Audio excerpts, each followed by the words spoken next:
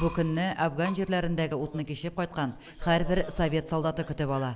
10 елға сузылған мәхшәрдә районыбыздан 128 егет катнашты. 6 райондашыбыз шул сугышта һәлак булды. Исән-сау кайтканнарның да күбесе инде вафат. Бүгенге көндә җирлегебездә 48 Афган сугышы ветераны яши.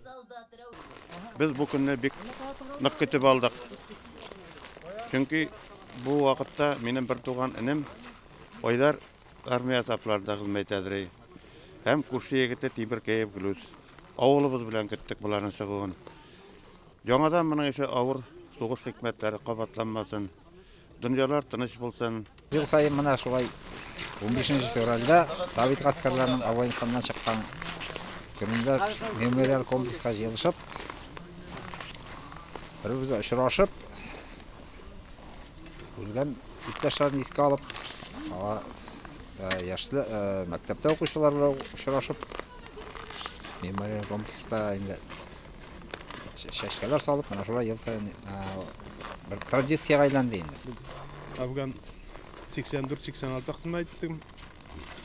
Инде семьядан 3 апта хезмәт иттек. Минем абый улысы 79-81, уртанчысы 83-85 хезмәт иткән. Алар мәрхүм инде, урыннары җәннәттә булсын. Армия искә төшәйин, җегетләр белән аралашып торабыз, сөйләшеп торабыз.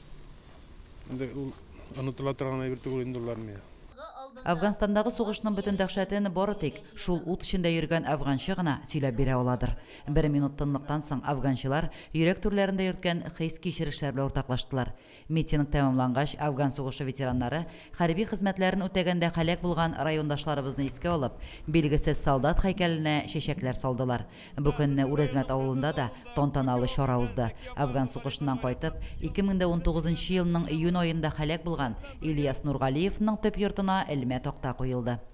Яшем минем Афган сугышында катнашып кайтканнан соң шушы җирлектә яшәде, эшләде.